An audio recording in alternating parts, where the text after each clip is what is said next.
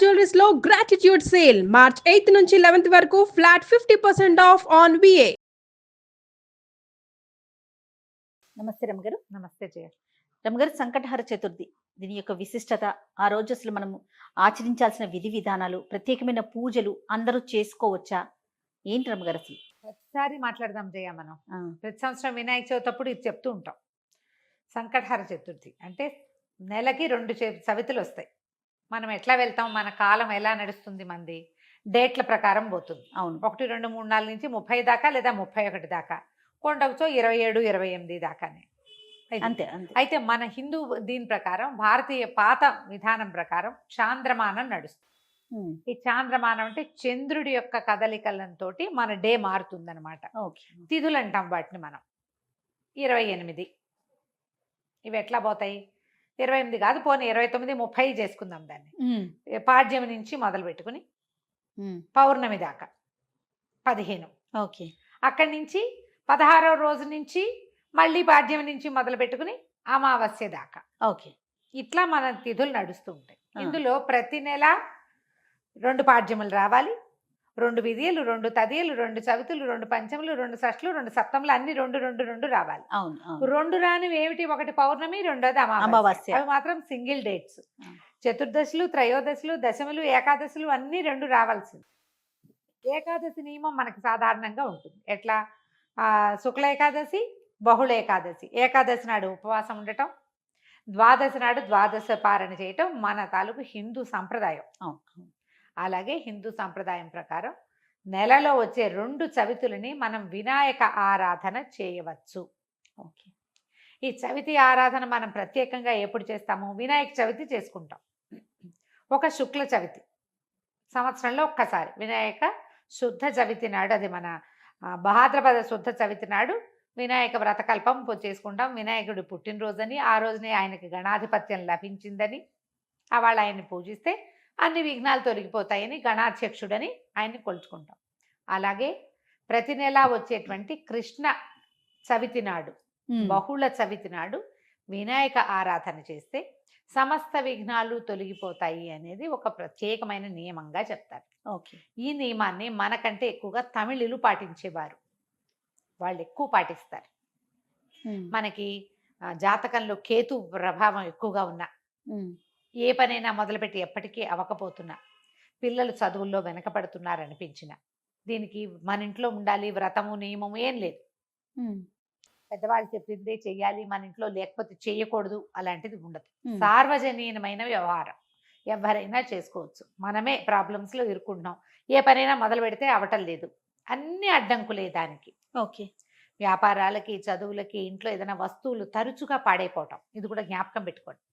Mixie repair చేస్తావు, wet grinder పడుకుంటుంది. దానికి ఏదో చేస్తావు, వాషింగ్ మెషిన్ ప్రాబ్లం వస్తుంది, అది అయిపోయింది, సూయింగ్ మెషిన్ పడుకుంటుంది. ఇట్లా రిపేర్లు చేస్తూ ఉన్న వాళ్ళు ఉంటారు చూడు. నేను కూడా ఉన్నా ఆ లిస్ట్ లో. అవునండి. నేను ఒకటి రిపేర్ చేస్తే ఇంకోటి వస్తుంది. ఒకటి మొదలు పెడితే పాపం లిస్ట్ వస్తూనే ఉంటుంది. మా వాళ్ళ ఇంట్లో ఎక్కిరిస్తున్నారు, ఒకటి రిపేర్ చేయకుండా ఉంచుకుంటే అది ఒకటే ఉంటుంది నీకని. అట్లా ఒకటి వస్తుంది. ఏమీ లేవనుకో, మెళ్ళ పెట్టుకుంటే నల్ల పసలు కొలిసేని టిక్కని విరుగుతుంది, ఆ పస విరిగిపోతుంది. నిజంగా నిజం రమ్మ గారు. చెవిదుద్దులు సీలలు విరిగిపోతాయి. కొంతమంది జాతకాలు ఉంటాయి చూడండి,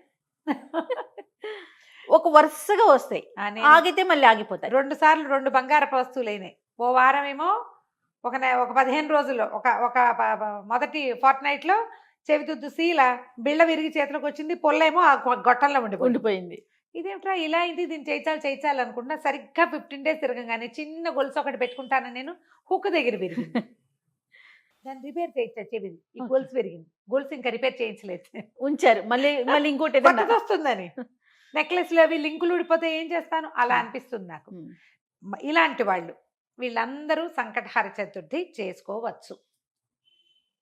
సంకటహర చతుర్థి చేసుకుంటే బిజినెస్లో ఇబ్బందులు, చదువుల్లో ఇబ్బందులు, చిన్న చిన్న ప్రమాదాలు, ఇళ్లలో ఏ పని అనుకున్నా అవకపోటాలు, వీటన్నిటికీ సమాధానంగా ఉంటుంది. జాతకాల్లో అయితే మాత్రం కేతువు తాలూకు ప్రభావం ఉన్నప్పుడు, కేతువుతోటి ఇబ్బందులు పడుతున్నప్పుడు, గ్రహస్థితుల్లో కేతు ఉన్నప్పుడు కూడా మనం ఇది చేయమని చెప్తారు. ఏదైనా ఇంటి ప్రయత్నం చేస్తున్నప్పుడు ఆగిపోతుంది, అప్పుడు కొన్ని వారాలు మొక్కుకుని మనం కొన్ని నెలల పాటు చవితులు చేసుకోవచ్చు. ఈ చవితి చేసుకోవడానికి పెద్ద విశేషమైన చేత ఏమీ లేదు. సింపుల్ వినాయక పూజే. ఓకే. దీనికల్లా పగలు ఉపవాసం, చుక్కలు కనపడ్డాక భోజనం. ఆ చుక్కలు కనపడ్డాక ఉండ్రాళ్ళు కుడుములు చేసి బియ్యపు రవ్వతోటి చేస్తాం కదా, అవో మీ ఇళ్లలో ఎలాంటి అలవాట్లు ఉంటే పాలతాకలే పెడతాం వినాయకుడికి అని మీకు అలవాటు అనుకో, పాలతాకలు పెట్టండి, మన అలవాటు ప్రకారం పెట్టుకోవచ్చు. కుడుములో ఉండ్రాళ్ళు ఆయనకి నివేదన చేసి నమస్కారం చేసుకుని చంద్రుని చూసి అన్నం తినేసేయచ్చు. పగలు ఉపవాసం ఉండే సంకష్టి అంటారు మహారాష్ట్రియన్స్, కన్నడిగులు బాగా ఎక్కువ ఉంటారు. మన వైపు తక్కువ, కానీ మన వైపు ఇప్పుడు కనపడుతున్నారు బాగా. నాకు కూడా అలవాటు ఉంది, నేను చేస్తాం.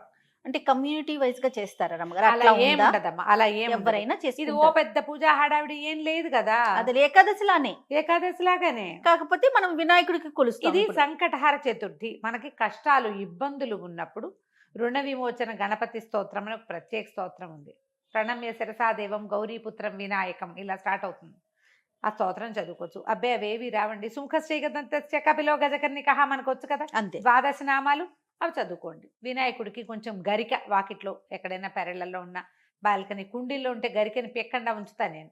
ఆ వినాయకుడికి పెట్టుకోవచ్చు అని చెప్పి బుధవారం నాడు పెట్టచ్చులే అని ఆ 2 గరిక పోచలు వినాయకుడికి సమర్పించడం, ఉండ్రాళ్ళు సమర్పించి నమస్కారం చేసుకోండి.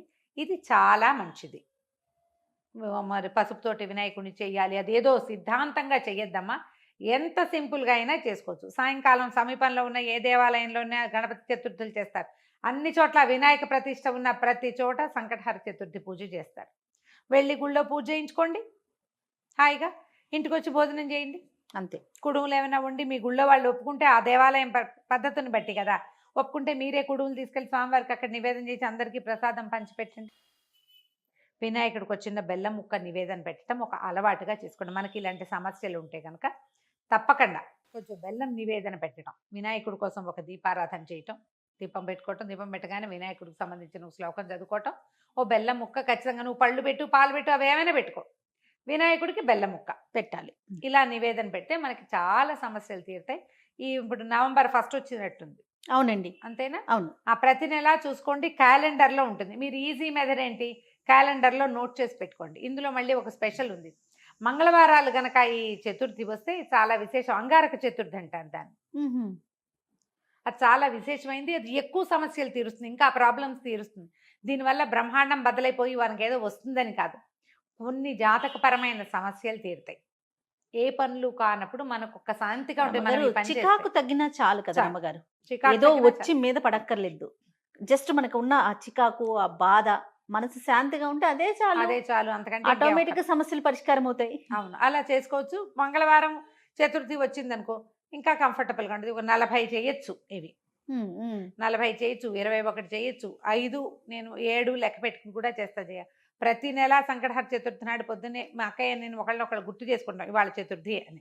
ఓకే, జ్ఞాపకం చేసుకుని మా ఇద్దరికి అలవాటు ఉంది. నాకు కొంచెం వినాయక ఇవి కూడా ఎక్కువ కదా, ఎక్కువ శ్లోకాలు చదువుకుంటాను. నేను చిన్నప్పుడు చదువుకున్న తొండమున ఏకదంతమును కూడా చదువుతారు రోజు. నేను నాకు అది అలవాటు. ఎవరి అలవాట్లు వాళ్ళవి కదా, మీరు అలవాటు చేసుకోండి. ఏదైనా ఇలాంటి సమస్యలు ఉన్నప్పుడు ఇట్లా చేసుకోవచ్చు. ఇది కొన్నాళ్ళు చేసి మానేయచ్చా లాంటి ప్రశ్నలు వస్తాయి ఎంతసేపు. కొన్ని వారాలు నియమంగా పెట్టుకోండి, కొన్ని నెలలు, ప్రతి నెల సంకటహర చతుర్థి చేయాలి. 2 సార్లు సంవత్సరం 2 సార్లు వస్తుంది కదా. మీరు కృష్ణ చతుర్థి మామూలు చతుర్థి కూడా చేసుకోవచ్చు. లేదా నేను సంకష్టే చేస్తాను అంటే కనుక సంకష్టులు మాత్రమే చేసుకోవచ్చు, సంకటహర చతుర్థి మాత్రమే చేసుకోవచ్చు. ప్రతి నెల చేస్తే ఇప్పుడు సంవత్సరం చేద్దామని మొక్కున్నాం అనుకోండి, 12 అవుతాయి. ఒకవేళ మధ్యలో ఒక నెల పీరియడ్ వచ్చింది, ఆడవాళ్ళకి సమస్యలు వస్తాయి, ఇంకోసారి మళ్ళీ మొదలు పెట్టక్కర్లేదమ్మా, కంటిన్యూ చేసుకోవచ్చు. దీనికి మీరు ఈజీ మెథడ్ ఏంటంటే, ఇప్పుడు స్మార్ట్ ఫోన్లు వచ్చినాయి కాబట్టి స్మార్ట్ ఫోన్లో చూసుకుని పెట్టుకోండి డేట్లు.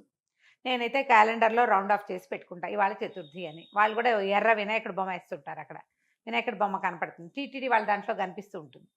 సో గుర్తుపెట్టుకుని ఆ రోజున మీరు చేయవలసింది ఏంటి, వినాయకుడికి సంబంధించిన స్తోత్రం చదువుకోవటం, 2 గరిక పోచలు తెచ్చి వినాయకుడికి సమర్పించడం, కొంచెం కుడుములో ఏవైనా నివేదన చేయటం, పగలు ఉపవసించి చంద్రుడు కనపడ్డాక దండం పెట్టుకుని భోజనం చేయటం చేసి చూడండి. మీకు చాలా ఇబ్బందులు తొలుగుతాయి. పెద్ద విశేషంగా ఏదో మాత్రం కాదు, మంచిది. మీకు ప్రధానమైనది ఏంటంటే ఇబ్బందులు తొలుగుతున్నట్టు కనపడుతుంది కానీ. అది రైట్ అమ్మగారు. నమస్తే. నమస్తే.